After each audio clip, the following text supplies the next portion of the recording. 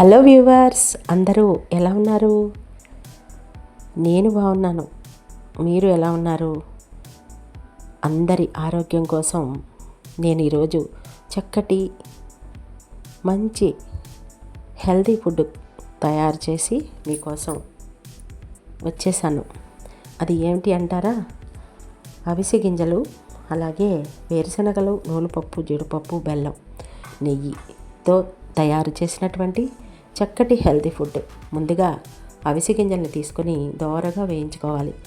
ఈ అవిసె గింజల్లో ఫైబర్ ఎక్కువగా ఉంటుంది. వీటిని తీసుకోవడం వల్ల గుండె ఆరోగ్యంగా ఉంటుంది, అలాగే షుగర్ కూడా కంట్రోల్లో ఉంటుంది, ఇంకా డైజెషన్ ప్రాబ్లం ఉండదు, ఇంకా కొన్ని రకాల క్యాన్సర్ వ్యాధుల నుండి కూడా తప్పిస్తాయి ఈ అవిసె గింజలు తినడం వల్ల. అలాగే రెండోది నూనెపప్పు తినడం వల్ల కూడా గుండె ఆరోగ్యం బాగా మెరుగుపడుతుంది, అలాగే ఎముకలు బాగా బలంగా తయారు చేస్తుంది, ఇంకా చర్మం, జుట్టు కూడా ఆరోగ్యంగా ఉండేటట్టు చేస్తాయి ఈ గింజలు. నూనెపప్పు తినడం వల్ల రోగనిరోధక శక్తిని కూడా పెంపొందిస్తుంది. అలాగే మూడోది వేరుశనగలు. వీటిలో కూడా ఫైబరు, విటమిన్స్, ఖనిజాలు మరియు ఆరోగ్యకరమైనటువంటి కొవ్వు పుష్కలంగా ఉంటాయి. గుండె ఆరోగ్యం, అలాగే బరువు తగ్గడానికి కూడా ఇవి దోహదపడతాయి ఈ వేరుశనగలు తినడం వల్ల. అలాగే నాలుగోది జీడిపప్పు. జీడిపప్పు కూడా గుండె ఆరోగ్యాన్ని మెరుగుపరుస్తూ ఉంటాయి, అలాగే రక్తంలో చక్కెర శాతాన్ని నియంత్రిస్తాయి. వీటిలో యాంటీ ఆక్సిడెంట్లు పుష్కలంగా ఉంటాయి కాబట్టి ఇవి కణాలను దెబ్బతినకుండా కాపాడుతూ ఉంటాయి. ఈ చక్కటి గుణాలు ఉన్నటువంటి, మంచి విటమిన్స్ ఉన్నటువంటి ఈ 4 పదార్థాలని బాగా వేయించుకొని తీసుకొని పక్కన పెట్టుకున్నాను.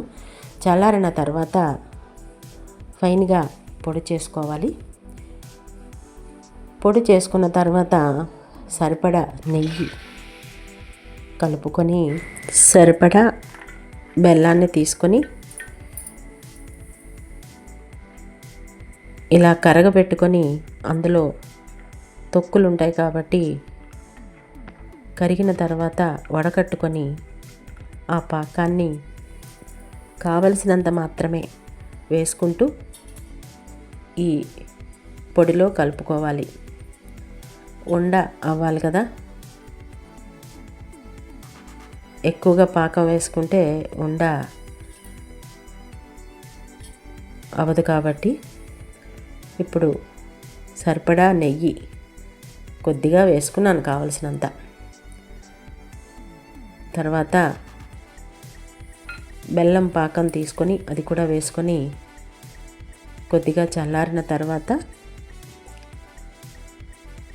ఉండలు కట్టుకోవాలి.